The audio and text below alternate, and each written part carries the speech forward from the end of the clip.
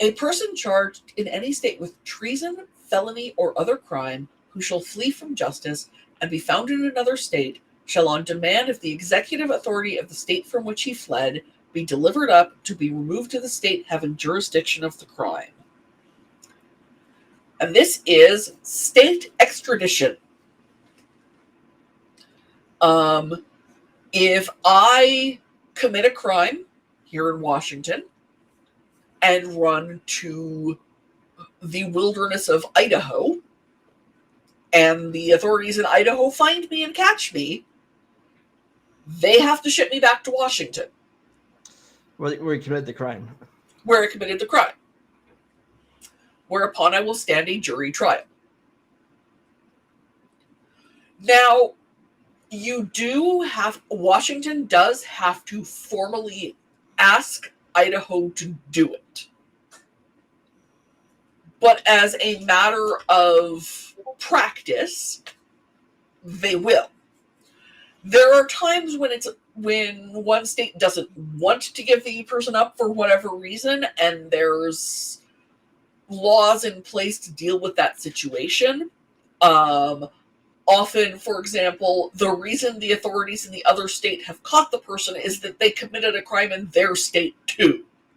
Yeah. So, I mean, but yeah, that's the thing. But you can't go to the state and declare sanctuary. Right. There is no sanctuary from, a state warrant. Yeah. The most noteworthy case I can think of somebody dealing with extradition from one state to another is Washington's own, well, he wasn't actually born here, but he grew up here, so close enough, Washington's own Ted Bundy, who committed murders in, I think at least 7 states that we know of.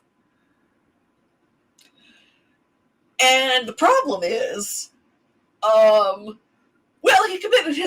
main problem is that he committed his final murders in Florida and they executed him, at which point he couldn't be extradited anymore on the grounds of being dead.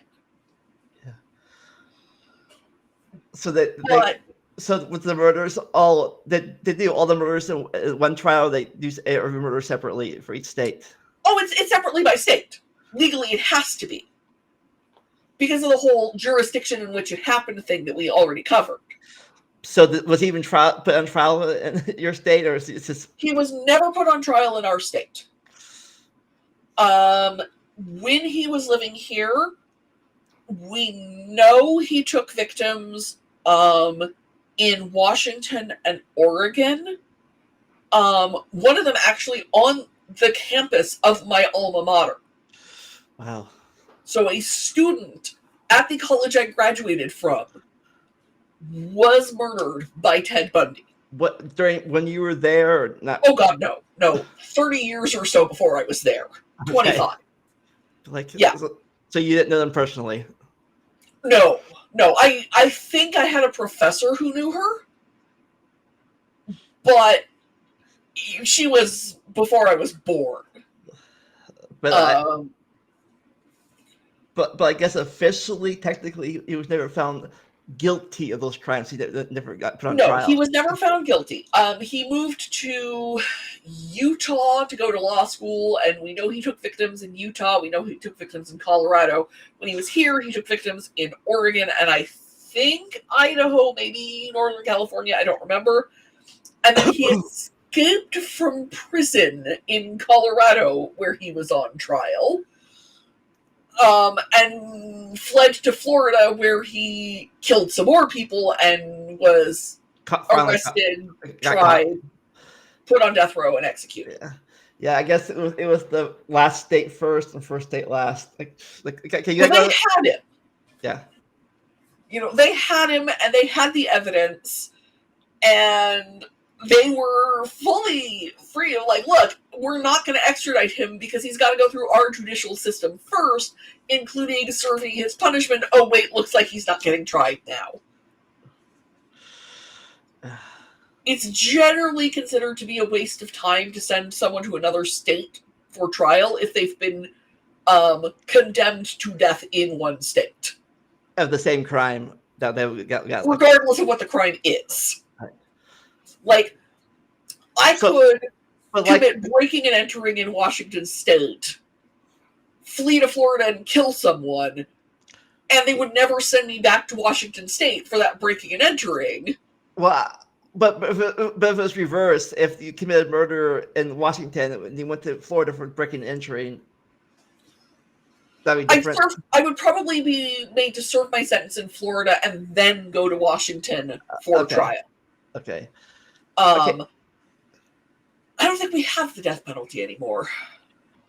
Yeah, our governor formally abolished capital punishment in 2023. So you serve like 5 to 10 years for breaking and entry in Florida, and then you go back to Washington to be where you get life sentence for murder. Yes. Because murder is one of the few things that don't have a statute of limitations that I'm aware of. Yeah. Well, apparently we were the last state with an active gallows, though.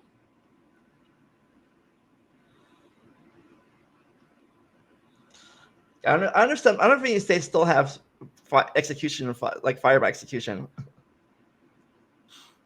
Firing squad. Huh. We had a guy in 1994 who refused to choose his method of execution, and it was defaulted to hanging. In the 80s? The 80s? 90s. Oh. He killed 3 people in 82 and was hanged in 1994.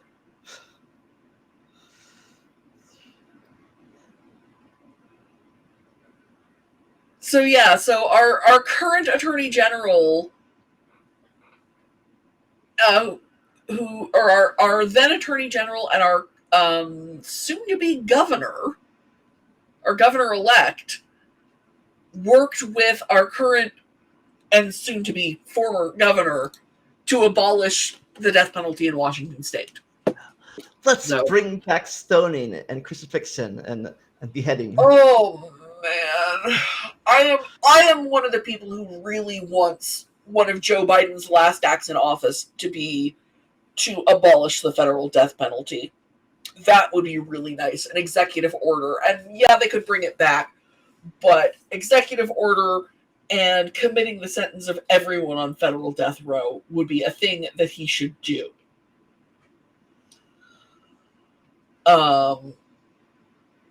Yes, one of my favorite people in U.S. history, and I know someone who is actually descended from him, is someone who was executed, though officially he was not. He was just tortured to death because that was a thing that happened.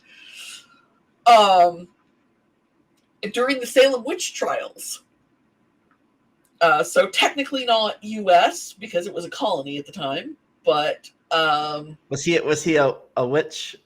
Well, they accused him of being a witch, and we talked in the last section about attainder of blood, and all of that, and he knew that was corruption of blood. He knew that was an option if he pleaded guilty.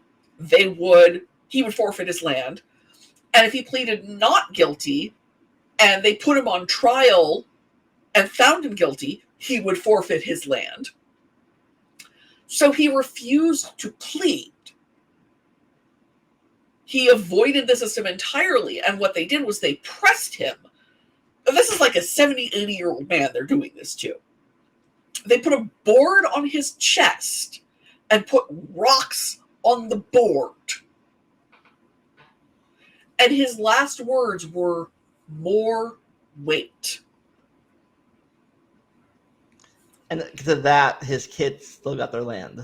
His kids still got their land. So yeah, so he's one of my favorite people in American history. And he's because your the absolute strength that took. And he's your ancestor? No, but I know someone who's descended from him. He writes for Media Magpies, actually.